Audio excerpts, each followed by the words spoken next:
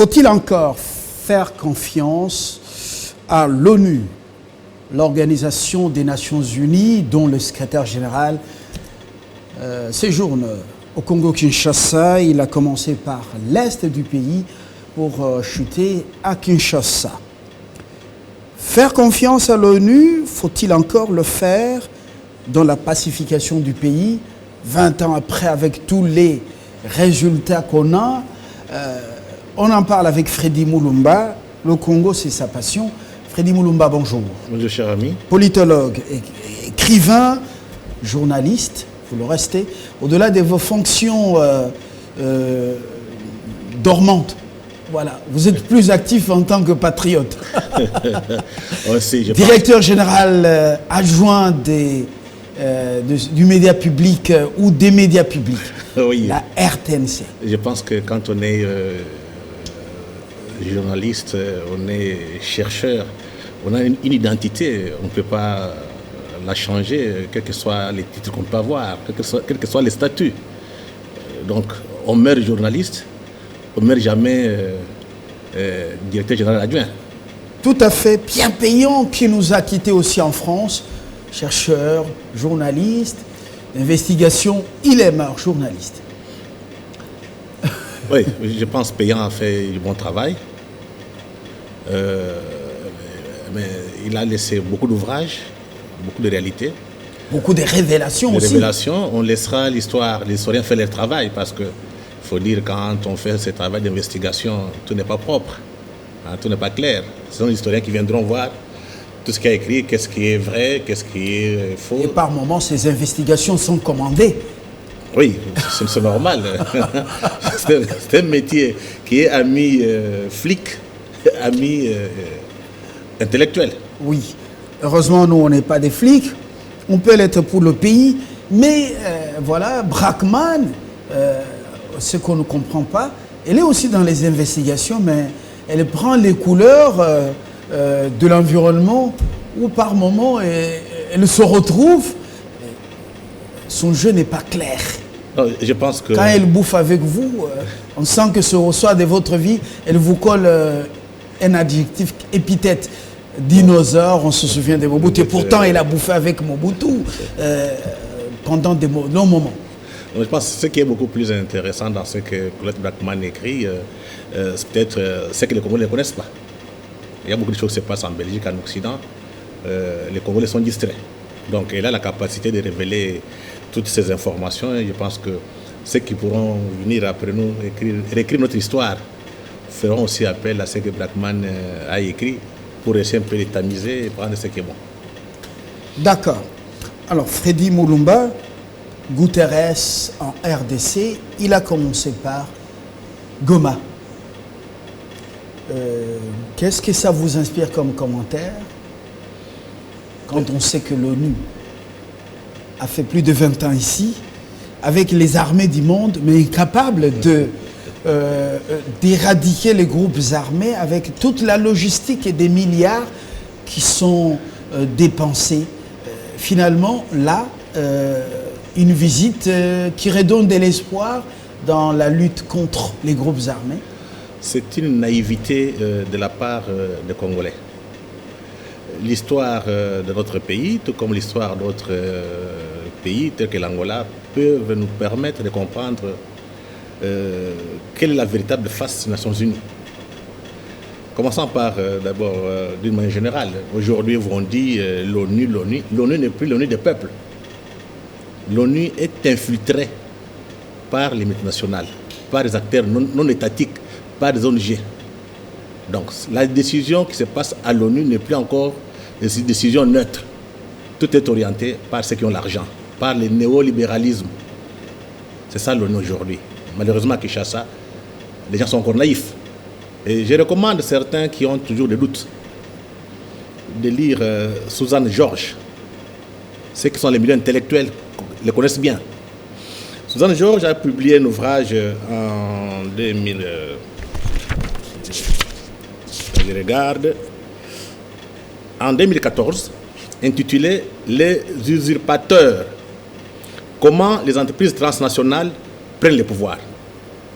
Et dans cet ouvrage, Il a démontré comment, quand Kofi Annan est arrivé en 2000 comme secrétaire général des Nations Unies, il a ouvert la brèche aux entreprises nationales et multinationales. Pour le moment, ceux qui décident là-bas, ce n'est plus encore les États. Vous parlez d'une grande hypocrisie à New York, une grande hypocrisie mondiale. Ce n'est pas l'hypocrisie, c'est la réalité. Le problème est que les Africains... Mais il y a des masques. J'ai dit ceci. Quand vous êtes à New York, bien au quartier général, il y a des masques. Vous sentez qu'il y a un souci du monde, un souci du Congo. C'est la naïveté. Surtout quand le Conseil de sécurité s'est réuni. C'est la naïveté des Africains, des Congolais en particulier. Il faut lire. L'ONU n'a jamais résolu une crise. Si elle parvient à résoudre une crise, soit on implose. Non. On implose les pays. La crise du Soudan a été résolue grâce à l'implosion du Soudan en 2 États. Là, l'ONU a réussi. En Angola, on les a chassés. Et dès qu'on a chassé l'ONU, on a mis la main sur Savimbi. Donc il faut qu'on ne soit pas naïf. L'ONU n'est plus là pour appliquer les droits. L'ONU actuellement travaille pour les intérêts des multinationales et des néolibéraux. Mais Savimbi a été livré par ceux qui l'avaient donc entretenu, donc les Américains. Ouais, mais c'est normal, c'est ça que je dis que vous êtes des naïfs. Vous pensez que quand tout le monde qui vient ici parce qu'il vous aime, c'est ça, on est très faible. La faiblesse, je dirais un peu culturelle, intellectuelle, chez l'élite africaine et congolaise, de ne pas voir d'être en face. Il faut qu'on soit lucide et rigoureux quand les étrangers viennent ici. Jamais ils viennent ici pour nous. Ils viennent ici pour leurs propres intérêts. On a chassé l'ONU en Angola ou de l'Angola. Alors, ici, les chars, au lieu de transporter les armes pour combattre les groupes armés, les éradiquer, transportent plutôt les sacs de minerais. On le voit vraiment dans l'Est. Est-ce qu'il faut aussi chasser l'ONU ou il faut continuer dans cette hypocrisie? Il faut demander le départ de l'ONU. Je pense que le président Kabila avait déjà fait le discours aux Nations Unies pour demander que l'ONU parte. L'ONU est un danger pour nous. Prenez l'exemple. Parce que beaucoup de gens discutent comme ça, sans avoir de base. Il y a 2 rapports. Bon, d'abord, un ouvrage écrit par Séverine Hautser. Pour le moment, je pense qu'elle est professeure à la faculté Saint-Bernard à New York. Elle fait partie d'une université sur place à New York. Cette dame a fait sa thèse sur le Congo, intitulée « Des troubles with the Congo ». Vous pouvez traduire? Oui, les troubles au Congo. Local violence and failure of international peace building. Donc l'échec de la violence. On n'est pas parvenu à mettre la fin à la violence au Congo. C'était l'échec de l'ONU. Mais pourquoi l'échec de l'ONU, de MONUC, avant que ce soit MONUSCO? Parce que les documents sont sortis en 2010, sa thèse. Pourquoi ça a échoué? C'est parce qu'à l'intérieur de la MONUSCO, ou bien de la MONUC, tous les pays qui sont donateurs, les contributeurs, tous les pays occidentaux, chaque pays travaille pour ses propres intérêts. Ils s'espionnent ici. Hein? Eux-mêmes, donc si vous avez les Français, ils travaillent pour les intérêts de France. Vous avez les Américains, les intérêts américains. Donc, ils ne sont pas là pour vous. Voilà pourquoi ça a échoué. Ça, c'est le premier document que Séverine Hautser a fait comme thèse à Cambridge University, Cambridge Study in International Relation. Donc, c'est à Cambridge, hein, donc des études un peu de relations internationales. Il y a un deuxième élément, deuxième document, ça c'est publié par Synote de l'IFRI. Réflexion sur 17 ans de présence de l'ONU en RDC. Tout est clair, échec. Comment une institution comme la MONUSCO, aujourd'hui, qui avait 20 000 militaires, de personnel militaire civil, qui avait un budget de plus d'$1 milliard chaque mois. Chaque année, comment une telle institution peut échouer de mettre l'ordre à l'est du Congo? En fait, derrière la MONUSCO, il se cache des intérêts. Le secrétaire général des Nations Unies porte des intérêts sur son dos. D'abord, ce qui décide, ce n'est pas lui, c'est le Conseil de sécurité. Et très souvent, au sein de ces 5 membres permanents du Conseil de sécurité, chaque pays voit ses propres intérêts. Et ça bloque toujours. Donc moi j'ai dit, le moment est arrivé que ceux qui sont encore intellectuels dans ces pays, qui passent être intellectuels, qui sont encore lucides, qui sont encore rigoureux, essaient un peu d'orienter notre peuple. Notre peuple a perdu de boussole. Parce que tout est laissé dans les mains des étrangers, tout est laissé dans les mains des hommes politiques. Il faut ceux qui ne font pas la politique éclairent l'opinion. Il faut dire la vérité. Pourquoi l'ONU arrive ici? Pourquoi l'objectif? Pourquoi pendant 20 ans, et les quartiers des Nations Unies se trouvent à l'est du Congo, à Goma, mais la crise n'est pas résolue. Alors, dites-nous, parce que vous pensez qu'il faut éclairer le peuple, quelle est la finalité la finalité, en ce moment ici? Je pense que c'est la organisation. Il ne faut pas être naïf. Moi, je pense que nous porterons une responsabilité devant l'histoire. N'avoir pas eu le courage de dénoncer. C'est la balkanisation qui est en marche. Et la complicité des gens à Kinshasa, à Goma, partout là-bas. Ils sont trop de complices. Et c'est comme ça que vous voyez. Ça m'étonne, M. Lumbala. Comment expliquer que l'Est du Congo soit dans une insécurité totale? Vous arrivez à Kinshasa, les médias quinois sont ailleurs. La musique et la prière. Et généralement, quand on veut parler de questions politiques, ce sont des questions secondaires. Les questions principales concernant notre pays, on n'en parle pas. Ça signifie quoi? Il y a un complot. On a essayé un peu de faire taire les médias. Comment on l'a fait? C'est à travers les ONG. Vous savez, nos médias sont formés, sont mis à niveau par des ONG internationales. Ces ONG reçoivent l'argent des multinationales qui sont à l'est du Congo, qui sont dans les pillages. Et quand vous êtes financé par ces gens, on vous dit il y a des matières qu'il ne faut pas toucher. Si vous touchez, on coupe l'argent. Quand vous n'avez pas d'argent, vous ne saurez pas vivre. Voilà comment on nous a corrompus d'une manière indirecte. Donc les subsides. Effectivement. Voilà comment est-ce qu'on est corrompu de manière indirecte. Deuxième élément, c'est la peur. Parce que moi, je ne peux pas comprendre que la situation soit très grave, qu'on voit dans quel état se trouvent nos médias, privés tout comme publics, qu'on voit que les hommes politiques se taisent. Vous savez, nous sommes un peuple traumatisé. Lumumba a été assassiné, coupé en morceaux. Nous a été assassiné dans son bureau. Et tout le monde maintenant a peur de mourir. Tout le monde a peur de mourir. On attend voir qui va prendre les risques. C'est ce qui se passe chez nous aujourd'hui. Donc moi j'ai dit, si les hommes politiques ont peur de mourir, si les hommes politiques font des compromis, c'est le moment où on devrait voir des intellectuels faire un débat. Ces gens qui se disent docteurs, professeurs en relations internationales, ils sont où? C'est le moment de venir montrer qu'ils ont la science. On voit dans les médias, il n'y a rien, ils peuvent dire que les médias sont corrompus, les médias demandent de l'argent. Il y a l'Internet, combien ils écrivent? Et la plupart de nos intellectuels, soi-disant, sont financés par les ONG internationales. Donc, on est tombé dans un piège sans se rendre compte. Voilà pourquoi il y a un silence sur le plan national. Des questions cruciales, des questions principales, on n'en parle pas. Mais quand il y a quelqu'un qui est tenté de faire l'amour avec une femme dans un bureau, ça devient une information. Donc on est tombé tellement trop bas. Bon, information, je sais que ce sont des antivaleurs dont on ne peut pas faire la promotion. Heureusement que la FCC est en train de chercher à laver,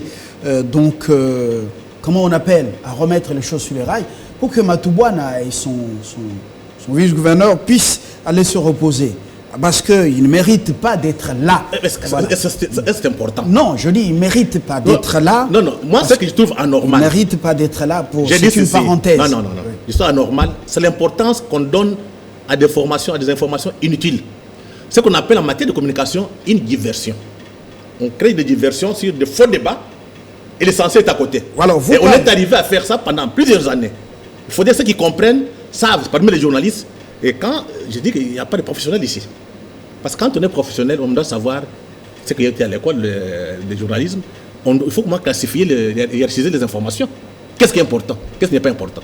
Mais alors, dans nos médias aujourd'hui... Lorsque vous dites que derrière chaque média, il y a toujours des puissants financiers et des ONG internationales, oui.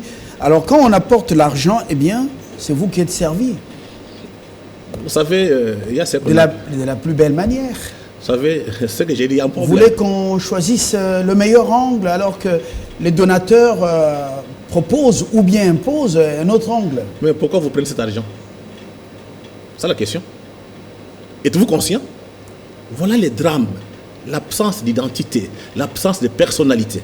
Vous savez que l'argent qu'on vous donne, on vous corrompt contre les intérêts de votre propre pays. Pourquoi vous prenez? Alors, vous avez tuté hier, dans la soirée, vous parliez justement de cette révélation des BBC. La BBC, la radio BBC a publié les déclarations faisant état de découper la province du Nord Kivu en deux parties, séparant l'un d'un côté, séparant d'un côté les territoires de Béni, Lubero et les villes de Béni et Butembo, et de l'autre côté les territoires de Masisi, Rutshuru, Nyiragongo, Walikale et Goma. Pour les tenants de cette thèse, oui, la suite vous ajoutez, donc c'est un peu long, je voudrais que cela vienne de vous. Concrètement, qu'est-ce que vous avez suivi, qu'est-ce que vous avez appris? Ouais, je pense que c'est une information qui circule, ce sont des réalités. Généralement, on parle du Grand Nord et du Petit Nord. Généralement, à l'Est, on parle comme ça. Le Grand Nord est réservé beaucoup plus chez les Banandais, qui sont nombreux. Et le Sud, vous avez les Hutus et d'autres tribus. Et généralement, les gens pensent que si on peut couper les deux, le Nord et le Sud, ce qui est dramatique dans de telles informations est qu'on privilégie beaucoup plus l'ethnicité. Or, nous entrons dans un autre monde aujourd'hui. En fait, ces balkanisateurs, ceux qui sont derrière les projets d'élaboration du Congo, voudront commencer par le Kivu. Quand on va y mettre le Kivu, automatiquement, tout s'effondre. Donc, en fait... Est-ce qu'au niveau du gouvernement, nos dirigeants sont-ils conscients, surtout au niveau du ministère de la décentralisation, comment on appelle ça? Ministère de la décentralisation. Est-ce qu'on est conscient de ce danger qui nous guette? Moi, je dis, les gouvernements, tout le monde connaît. Tous les hommes politiques congolais connaissent ce qui se passe à l'Est. Il n'y a pas encore des choses à cacher. Mais la question, pourquoi le gouvernement n'agit pas? Ça signifie qu'il y a un problème au niveau de l'opinion. Les hommes politiques fonctionnent quand il y a une pression de l'opinion. Or, quand vous prenez l'opinion congolaise aujourd'hui, quand je dis l'opinion congolaise, ce sont les médias, d'une manière générale, ce sont les intellectuels qui peuvent prendre des positions. Personne ne parle. Ça signifie que ceux qui devraient pousser les hommes politiques à se lever debout sont endormis. Endormis par la peur de mourir, endormis par la peur de perdre des privilèges, mais aussi des menaces venant de ceux qui leur donnent l'argent. Parce que n'oubliez pas, la guerre LAFDEL de 1995 à 1997 avait deux objectifs. La première, c'est mettre la main sur le Congo. La deuxième, c'est balkaniser le Congo. Jusqu'à aujourd'hui, rien n'a changé. Voilà pourquoi la guerre continue. Voilà pourquoi il y a une permanence d'insécurité à partir du Katanga, Nord-Katanga, jusqu'à Nuturi. Tout est fait. C'est ça qu'on appelle les coffres forts du Congo. Tout est fait, c'est que ça implose et qu'on annexe cette partie au Rwanda. Voilà pourquoi l'Église catholique, je pense dernièrement, l'évêque de Béni Butembo, il a dit très clairement qu'on est en train de chasser les Congolais pour mettre les Rwandais. Tout le monde connaît. Alors, comment...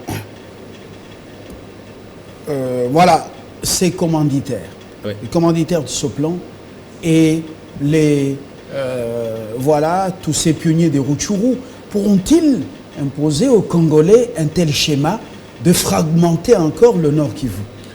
Est-ce que, tel que vous connaissez les Congolais imprévisibles, c'est un plan qui réussirait? Non, je pense que c'est déjà un plan voué à l'échec. D'abord, ça fait 20 ans que les Congolais résistent, sinon le Kivu serait déjà parti. Et ensuite, ça c'est sur le plan national, sur le plan international, il y a des mutations géopolitiques. Donc les rapports de force sur le plan géopolitique sont en train de changer. Hier, c'était l'Occident qui était le seul à décider de ce qu'on peut faire dans le monde. Aujourd'hui, il y a d'autres puissances qui émergent. Vous avez la Chine, vous avez la Russie. Donc il y a déjà équilibre. C'est très difficile que la Russie et la Chine acceptent qu'on coupe le Congo. Ils sont conseillers de sécurité. La Russie et la Chine, ce sont les intérêts qui comptent. Ce ne sont pas nos grands-parents, encore moins nos locaux, comme vous appeliez les Belges. Comment vous comptez sur la Russie? C'est pas compter. Comment vous comptez sur la Chine? Tous ces pays ne comptent que sur les intérêts. Non, j'ai dit ceci. Ça, c'est une analyse. Ce n'est pas compter sur quelqu'un. Ce sont des réalités. Actuellement, il y a deux grandes tendances dans le monde. Vous avez la tendance souverainiste et la tendance mondialiste et globaliste. La tendance souverainiste privilégie beaucoup plus les États. La tendance globaliste et mondialiste privilégie beaucoup plus la disparition des États et l'installation du marché partout. Cette tendance souverainiste est incarnée par trois personnes, chefs d'État. Vous avez les Chinois, si, vous avez Poutine, les Russes, et vous avez le président américain, comment on appelle, Trump. Et maintenant, en face, ils ont les globalistes, néolibéraux, les mondialistes, qui sont tous les hommes d'affaires que vous connaissez très bien. Pour le moment, ils sont nombreux à Kigali. Ils attendent que les Congo implosent pour se mettre la main sur les richesses. Donc, il y a cet affrontement qui fera que ce sera difficile pour arriver à prendre une décision de retracer les frontières du Congo. Il faut que les États souverains décident. Donc à New York, ces commerçants ou ces affairistes sont très puissants que le trio que vous veniez de citer. Ils étaient très puissants quand Obama et Clinton étaient au pouvoir. Parce que Clinton, quand il a inauguré cette dimension néolibérale, globaliste, mondialiste, l'arrivée de Trump a tout cassé. Donc, les mondialistes n'ont plus encore l'accès à la Maison-Blanche. Les mondialistes n'ont plus encore accès à la CIA. Les mondialistes n'ont plus encore accès au Pentagone. C'est fini. L'Amérique d'abord. Donc, tout ce que les Américains peuvent faire, donc la CIA, le Pentagone, doivent faire, c'est pour l'Amérique et non pour les individus, pour les globalistes. Donc, il y a cette rupture. Et de l'autre côté, la Chine a émergé. La Chine a émergé, il y a d'autres pays qui ont émergé. Ces pays n'ont pas émergé grâce au pillage. Nous entrons dans ce que j'appelle dans notre cycle économique. Maintenant, c'est l'économie de la connaissance, l'économie du savoir. C'est l'innovation économique qui fera assez technologique et économique qui fera assez que les pays peuvent s'enrichir. Pas les faire des guerres et piller. Donc, la plupart des globalistes sont dans cette vision encore de prédation. Allons faire les guerres à l'est du Congo, comme ça on peut piller et s'enrichir. Donc, le cycle est arrivé à la fin. Maintenant, le problème, c'est nous. Nos élites pensent avec des schémas intellectuels de la guerre froide. Or, nous entrons dans un monde, multipolaire. Donc, le monde de demain, on ne sait pas comment ça sera fait. Mais ce qui est vrai, l'Occident n'est plus seul. Les multinationales occidentales ne sont plus seules. Et la vision occidentale n'est plus universelle. Donc, il faut que les Africains, les Congolais, essayent d'étudier, d'analyser, de rechercher et de proposer de plus de solutions. Le drame est qu'à Kinshasa, en Afrique, en général, on attend que les Mozongo, en Assema, la communauté internationale a dit. Qui connaît la communauté internationale si ce n'est pas l'Occident? Donc, il y a des choses comme ça qu'il faudrait... Guterres est venu en train de faire le constat sur le terrain, écouter les nouveaux dirigeants du Congo pour se faire une idée de la mise en œuvre ou de la poursuite du plan de déstabilisation du Congo avec, le dénouement, oui, la fragmentation d'abord du Nord Kivu en deux provinces, ce qui amènerait le Rutshurwa à mettre en musique le plan extérieur. Tout dépend de nous aujourd'hui. Tout dépend de la qualité des hommes politiques. Tout dépend de la vision des hommes politiques. Tout dépend des élites en général. Je prends un cas précis. Les élections en RDC, les dernières élections. On les a organisées avec qui? Nous-mêmes, non? C'est parce qu'on a décidé que cette fois-ci, nous devons faire nous-mêmes. On n'a pas besoin que les gens viennent nous donner des instructions. Donc, il faut maintenant que nos élites politiques comprennent. Ils sont là pour rendre notre peuple heureux. Tous ceux qui vont trahir le Congo seront jetés dans la poubelle de l'histoire. Qu'ils retiennent ça. Ils seront jetés dans la poubelle de l'histoire parce qu'un traître n'a jamais gagné. Il faut qu'ils retiennent. Donc, c'est aussi aux médias, aussi aux intellectuels, d'aller sur la place publique, dans les médias publics, dans les médias privés, d'expliquer à notre peuple, d'expliquer à nos élites qui sont un peu naïves que le monde a basculé. On ne va pas encore retourner. Donc nous sommes dans un processus de libération. Une deuxième indépendance après celle qu'on a eu en 60 avec les Lumumba. Maintenant, nous sommes en train de nous battre pour avoir la main sur nos richesses. Et ça va aboutir. Parce que ceux qui viennent à travers Kigali, à travers Kampala, sont des voleurs. Un voleur n'a jamais gagné. Alors, la fameuse Jeune Afrique, cette Afrique qui ne grandit pas, qui reste toujours jeune. Titre ce matin sur la RDC, RD Congo, un gouvernement ingouvernable, il s'interroge. Voilà ce magazine. Encore, quelle est votre lecture d'un tel titre à la une? Vous savez, ce qui me fait très mal ici, on est toujours dépendant de ce que les autres disent. Ce qui est dramatique. RFI a dit, BBC a dit, la Voix d'Amérique a dit, Jeune Afrique a dit. Question. Pourquoi ces gens parlent de nos problèmes? Mais c'est à eux, d'abord c'est à eux que vous faites appel lorsque vous avez besoin de la presse. Ce sont eux qui ont la primauté.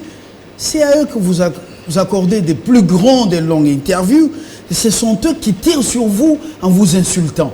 Et par moments, moi, ils sont les mieux traités. Le problème est que nos médias sont très faibles.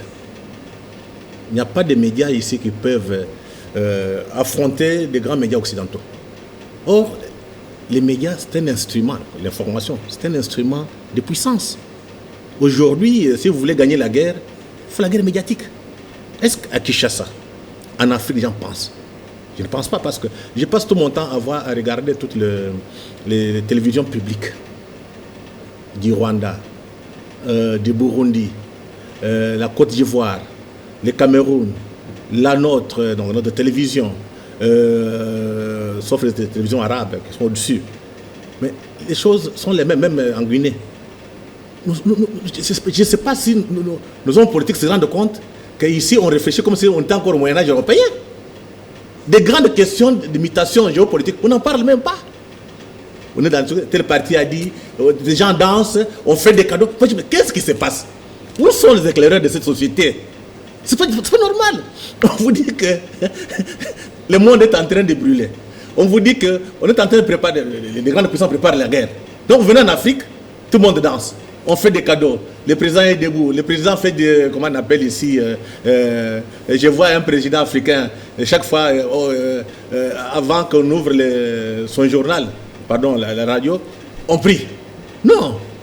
Le moment est arrivé de laisser, c'est une chance exceptionnelle, qu'on ait libéré l'information, qu'on ait démocratisé l'information. Le peuple qui ne se prépare pas pour affronter ces mutations vont payer. Voilà pourquoi ceux qui étaient à l'école des Blancs, l'école moderne, qui comprennent comment les choses fonctionnent, doivent aider les autres à comprendre où est-ce que nous partons. Et vous voyez un peu les images que vous regardez sur les télévisions nationales africaines, ça laisse à désirer. Ne fût-ce que faire une comparaison entre vos télévisions africaines et les télévisions françaises. Prenons le cas de la 2, la France 2. Mais il faut voir comment on traite l'information. Quel débat, quelle investigation. Mais vous venez en Afrique, on prend ce qui ne marche pas. Donc je pense que c'est un moment de dire à nos élites, à nos hommes politiques, il faut nous réveiller. Ce sont des mutations sans précédent. Donc un changement, je dirais un peu, de rupture civilisationnelle et rupture géopolitique. L'Occident ne sera plus seul. Alors, la Chine travaille déjà sur la nouvelle architecture mondiale. Je me permets de vous lancer quand même ce qu'on appelle à Kinshasa Libanga Moulili. Vous êtes l'un des dirigeants des médias publics, mais vous vous plaignez comme tout le monde là. C'est curieux. Oui, je pense que... L'un des dirigeants des médias publics en Afrique. Je pense que c'est ça, c'est ce qu'on appelle intellectuel. Un intellectuel, c'est la conscience d'une société. C'est celui qui pense à la société, qui doit critiquer la société. Et d'une manière libre. Alors si ceux qui doivent opérer ces mutations, ces changements, qui doivent nous amener à ce qui est meilleur et ce qui est actuel, eux-mêmes se plaignent, quel espoir encore Ce n'est pas se plaindre. Pour cette société? Je dis que ce n'est pas se plaindre. Je suis dans ma fonction d'un intellectuel. Quand ça ne marche pas, j'ai le devoir d'en parler. Si on en parle, c'est pour qu'on évolue, qu'on avance. Parce que si on n'en parle pas, nous porterons une responsabilité historique de n'avoir pas fait notre travail. Notre travail, c'est de critiquer d'une manière positive pour que la société évolue. Mon cher ami, comment on appelle, Lumbala, vous avez de grandes écoles ici à Kinshasa de journalisme.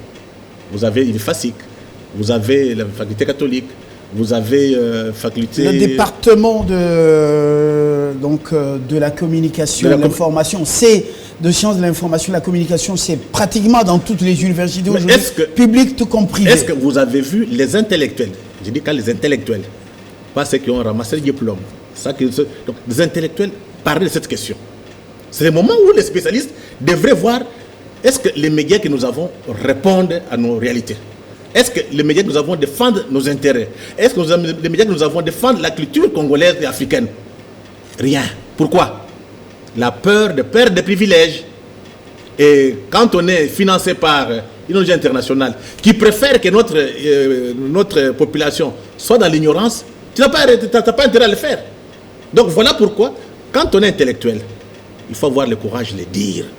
Seule l'histoire viendra nous condamner ou bien donner raison. Bientôt, c'est le rendez-vous de New York, au mois de septembre de chaque année, l'Assemblée générale des Nations Unies avec des chefs d'État et de gouvernement qui affluent à New York. Oui, même si par moment, ils sont contraints de faire les pieds sur une distance parce que Trump doit passer, parce que Trump est là. Alors, ils sont réduits à ce qu'ils sont.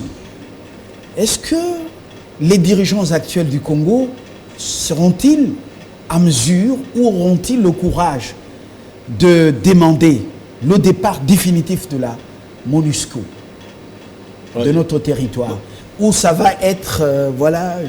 Moi, j'ai dit que, d'abord, des choses, la première chose, les hommes politiques, ils ont toujours trouvé des compromis. On ne peut pas le condamner. C'est ça, faire la politique. Mais moi, j'attendais beaucoup plus un débat dans l'opinion. Et ce débat doit être fait par des spécialistes, pas par des journalistes. Il faut qu'on cherche des spécialistes surtout dans les relations internationales, par les historiens, pour nous expliquer où est-ce qu'on part. Mais regardez vos médias. Vite. Vous voulez que ça vienne d'où? Quand l'homme politique ne sent pas qu'il y a pression de l'opinion, mais va se laisser marcher sur les pieds. Qu'est-ce qui empêche les médias publics, tout comme privés, de faire ces débats? D'ici peu, on va parler de notre pays, aux États-Unis. Le président Tshisekedi va parler. Est-ce qu'il y avait même un débat? Qu'on vient vous prendre par la force? Voilà les déficits. Les déficits de la pensée. Les déficits intellectuels dans notre société.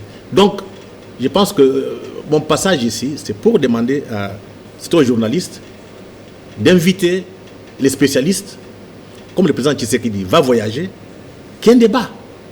Bientôt, il va aller en Belgique. Après Belgique, c'est à Paris. Est-ce que tu as vu même les gens discuter pour savoir nos relations avec la Belgique n'ont jamais été sérieuses? La Belgique a toujours joué contre nous. Quelle position le Congo peut avoir en face de la Belgique aujourd'hui? C'est un débat intellectuel.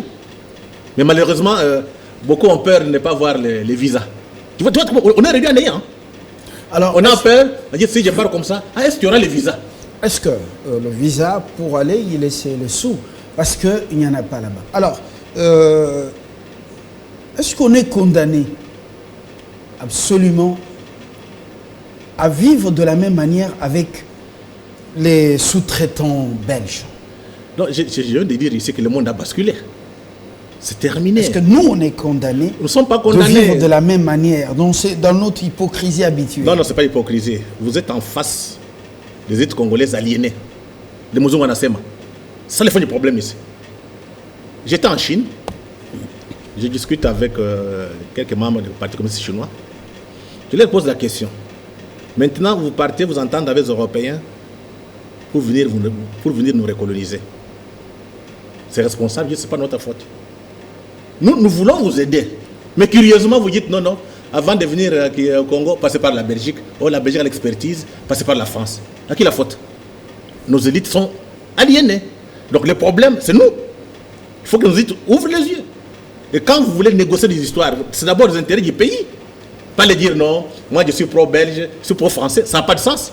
Et jamais tu entendras ça dans la bouche ni des Français, ni des Belges qui disent non, moi je suis pro-américain. Ça ne se dit jamais. Mais alors, vous arrivez à Kinshasa, en Afrique, non, chaque élite dit il est traité, il est pro. Non, il faudrait déconstruire ça très rapidement et reconstruire une nouvelle pensée, une nouvelle dynamique qui fera à ce que les Congolais ou bien l'Africain aient sa propre identité, aient une forte personnalité et qu'ils sachent identifier les intérêts de l'Afrique et les intérêts du Congo. Voilà. Je crois que les experts en relations internationales, les grands diplomates sont en train de préparer le discours du chef de l'État sur base de sa grande vision, une adresse à communiquer au monde en septembre à l'ONU. Mais bien avant cela, les FARDC demandent à la MONUSCO de jouer véritablement son rôle.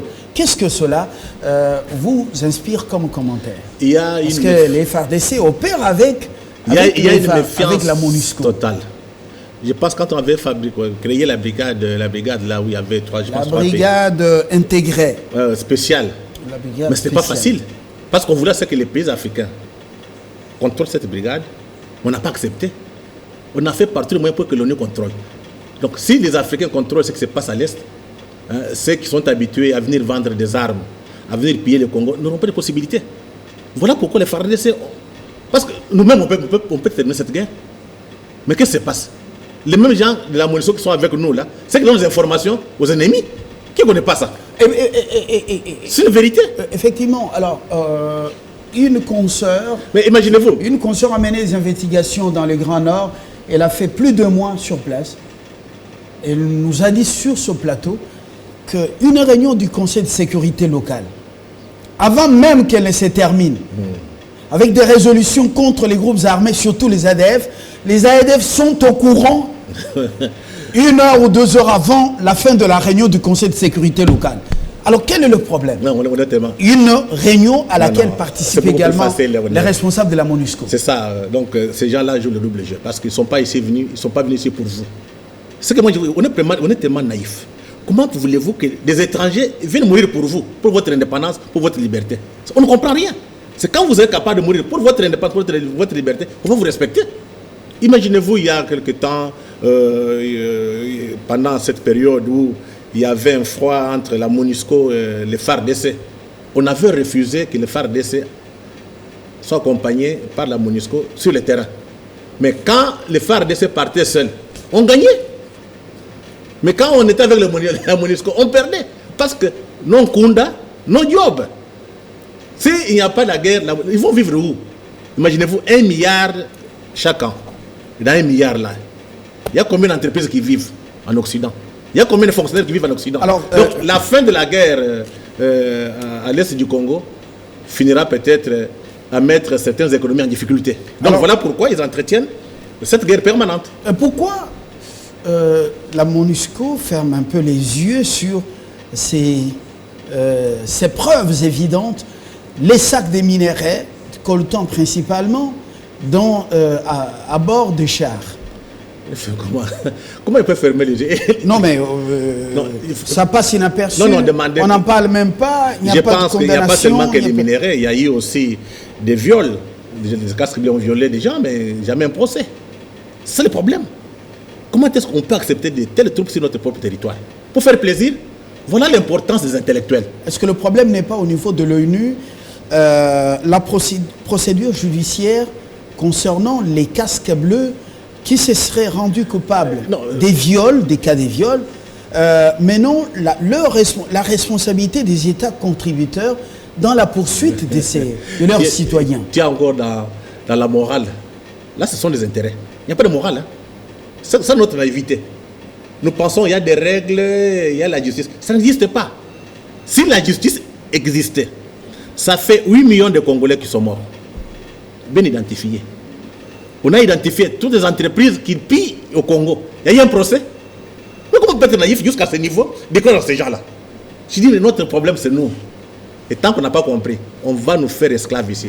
Mais moi, je pense que les Congolais qui ont perdu leur sang, en commençant par Mouzé, en commençant par Lumumba, et toute la population qui est morte à l'est du Congo, je vous assure que le sang coulé ne va pas tomber dans la mer comme ça.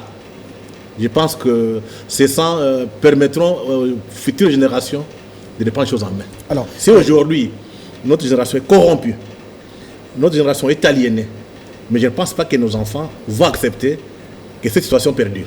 Alors, si le Nord Kivu est fragmenté en deux, comme cela se prépare, et comme on sent qu'il y a beaucoup de manœuvres, beaucoup d'hypocrisie, même de la part de certains Congolais. Non, complicité, pas pour hypocrisie. Oui. Alors, si le Nord Kivu est fragmenté, alors la crainte sera quoi pour la partie sud? La crainte, c'est l'annexion je sais que, chez les voisins? Il y a un rapport des experts des Nations Unies établi en 2002, des experts sur la crise à l'est du Congo. Ils ont dit très clairement, tout est fait, c'est qu'on annexe les Kivu au Rwanda. C'est bien écrit. Moi, ce qui m'étonne, c'est voir que les Congolais ne lisent même pas ça. Allez sur Internet, vous avez ce rapport, c'est mis sur Internet. Vous pouvez lire ce rapport et comprendre ce qu'on parle. On est incapable. On passe tout le temps à se chamailler comme des enfants, à se battre pour les postes ministériels. Et si le Congo disparaissait, vous savez, ministre, où? Alors, pourquoi chercher nos terres, les annexer là-bas, nos terres très riches, alors que dans le cadre de l'intégration africaine, eh bien, les petits voisins se retrouvent, ils font également les affaires sur le lac Kivu. Tous ces bateaux ne sont pas que congolais quand même. Voilà. Donc, nous faisons ce Congo profond, nous en connaissons quelque chose. Alors, pourquoi chercher plus un notaire quand vous faites bien les affaires et ça marche? En fait, derrière les Rwandais, derrière l'Ouganda, il y a les grandes puissances et les multinationales qui envient nos richesses. Aujourd'hui, on présente Kigali comme un pays, donc une capitale très propre, tout ça. Mais allez dans des villages au Rwanda. On a dit que c'était du mensonge. Et même, les Britanniques, il y a eu vraiment une publicité mensongère. La misère est très profonde. Oui. Vous comprenez que ces gens utilisent Kigali et Kampala pour leurs propres intérêts. Mais comme on est naïf ici, on passe, ce ne sont pas des Rwandais. Chez nous, on dit au village, quand vous avez un petit enfant qui vient te donner un coup qui te donne des coups, il faut regarder qu'est-ce qui est derrière. Derrière les Rwandais, derrière l'Ouganda, il y a ce qu'on appelle les globalistes néolibéraux mondialistes. Ils sont à Kigali. Et quand on pille chez nous, on exporte vers le Rwanda, c'est eux qui achètent pour vendre sur le plan international. Maintenant, les vendeurs d'armes profitent parce que l'économie occidentale, européenne, occidentale, est basée sur l'industrie d'armement. Et quand ils vendent ils prennent les armes, ils viennent les vendre chez nous. Pour eux, ils font les affaires. Il n'y a que nous qui devons arrêter ça. Et quand on aura une forte armée, quand on aura des dirigeants conscients de dire arrêtez. Et arrêtez avec le soutien de l'opinion publique. Et pour cela, il faut que les médias soient mobilisés. Et voilà. Et c'est l'exercice auquel nous nous attelons, nous nous livrons, comme ce matin. Freddy Mulumba, merci d'être venu et de continuer à jouer ce rôle d'éveilleur des consciences. C'est le seul pays qui nous reste. Merci beaucoup. Nous sommes prêts à demander à nos épouses, à nos enfants, de serrer la ceinture, même pour aller justement donner le meilleur de nous-mêmes, parce que ce pays nous est très cher. C'est le don de Dieu. Et il nous demande de le protéger, de le garder et de le fructifier. Très bonne journée.